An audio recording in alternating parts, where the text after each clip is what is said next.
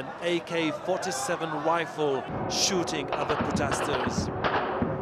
Demonstrators say plainclothes policemen are blending in with the crowds to take part in the clampdown. This demonstrator is calling on his colleagues to hold out and fight for an end to injustice. The increased tension in the capital has spread across the country. The city of Taiz saw the biggest gathering so far in Yemen since the start of the popular demands for President Saleh to go.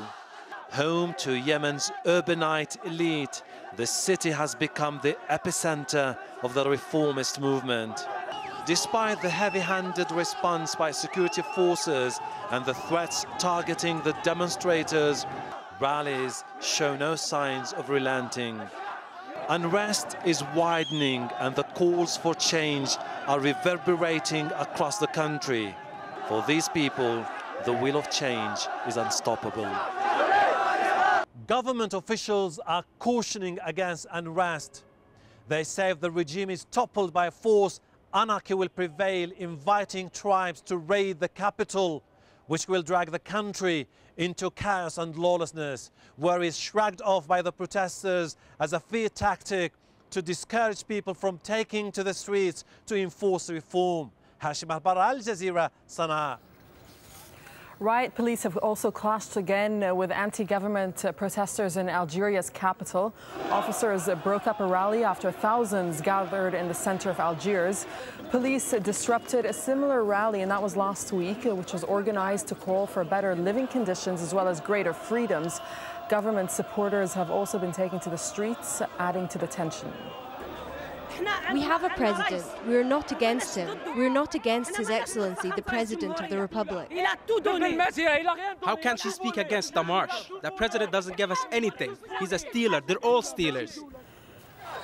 And police in Kuwait have fired tear gas at protesters described as stateless long-term residents. They're demanding citizenship, free education, healthcare and jobs, benefits that are available to all Kuwaiti nationals. Protesters sang the Kuwaiti anthem and chanted slogans such as "We are Kuwaitis."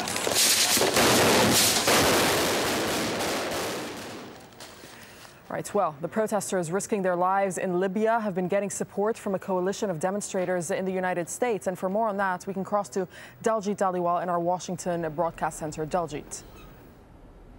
Thanks very much, Shireen. That's right. Now, hundreds of Libyan Americans have been demonstrating outside the White House on Saturday in a show of solidarity with the Libyan people. Al Jazeera's Kimberly Halkett was with the demonstrators and has this report. Overwhelmed with emotion, as little by little reports of fresh violence in Benghazi reached Libyan Americans in the United States. Hussein al-Shafi, a political refugee living in Washington, makes contact with his brother-in-law, who tells him protesters are being fired upon. He said, people are dying, bodies thrown everywhere, shed blood everywhere, and they have no ambulance to take them to the hospital, to the emergency. Al Jazeera cannot confirm the authenticity of the reports, but phone conversations like this between Washington and Benghazi are repeated for hours as Libyan Americans gather in front of the White House to appeal for help in preventing bloodshed. It is violence. This group of Libyan Americans says the White House is not doing enough to stop. That's why they're now calling on President Obama to use his position of power to help bring about change inside Libya. Obama, you have to stand up.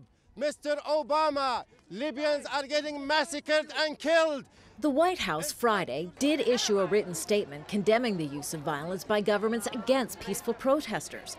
But these pro-democracy supporters say more must be done to push Libyan leader Muammar Gaddafi to end his rule of more than 4 decades. 40 years of fear and viciousness and corruption and horrible violence, both psychologically and physically visited upon the Libyan people.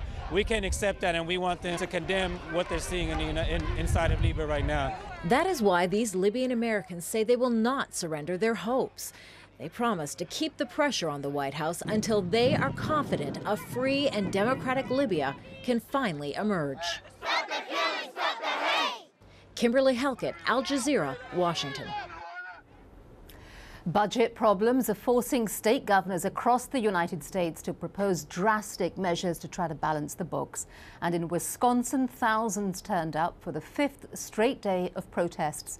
Public sector workers accuse the state's Republican governor of using the crisis as a pretext to attack their union rights. Roger Wilkerson has the story. For the 5th straight day, they came to protest a budget proposal that would strip public employees of most of their collective bargaining rights. Wisconsin's new Republican governor says the measure is needed to trim the state's $3.5 billion deficit. It's either a matter of making reductions and making modest requests of our government employees, or looking at massive layoffs at a time when we don't need anybody else laid off.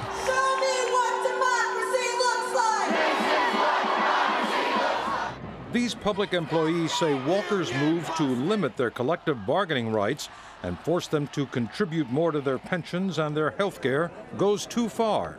They say his intention is to break the back of the public employee unions. All of us know that cuts need to be made. Everybody knows that everybody's got to pay more. That's not the issue. The issue is that there is language in the bill that busts our union. Republicans, who won a majority in both houses of Wisconsin's state legislature last November, vowed to curb state employee benefits. A lot of our budget problems are caused by the most generous public employee pensions in the country. Walker supporters also showed up at the Capitol Saturday, but they were heavily outnumbered by the other group of protesters. It has become a bitter partisan battle. Public employee unions are strong backers of Democrats across the United States. And President Obama says they shouldn't be blamed for the state's budget woes. Some of what I've heard coming out of Wisconsin, where you're just making it harder for public employees to collectively bargain generally, seems like more of an assault on unions. Democrats in the state legislature's lower house have forced their Republican colleagues to postpone a vote on the governor's proposal until Tuesday. But Democratic state senators fled to neighboring Illinois so as to avoid a vote in their chamber. The reason why we left is this was the only way we knew we could slow the process down, allow people to be heard on this particular issue and what it means to them, but most importantly, try and get the governor to sit down rationally and talk about this proposal and talk about changes. But the governor refuses to budge, and the standoff continues. It's a battle that could be repeated in other states as they struggle to fund basic services at a time of dwindling revenues. Roger Wilkerson, Al Jazeera. Well, the financial tug-of-war isn't just confined to the state level. Here in Washington, the Republican-controlled lower house of Congress has approved legislation to slash $61 billion from federal programs. It includes immediate, sharp spending cuts to school aid, environmental protection, health care, and foreign aid. But the measure is expected to be blocked in the Democratic-controlled Senate. I'll be back with more news from the Americas a little later on in the NewsHour, including local justice, how an all-volunteer community police force in southern Mexico is managing to keep the peace.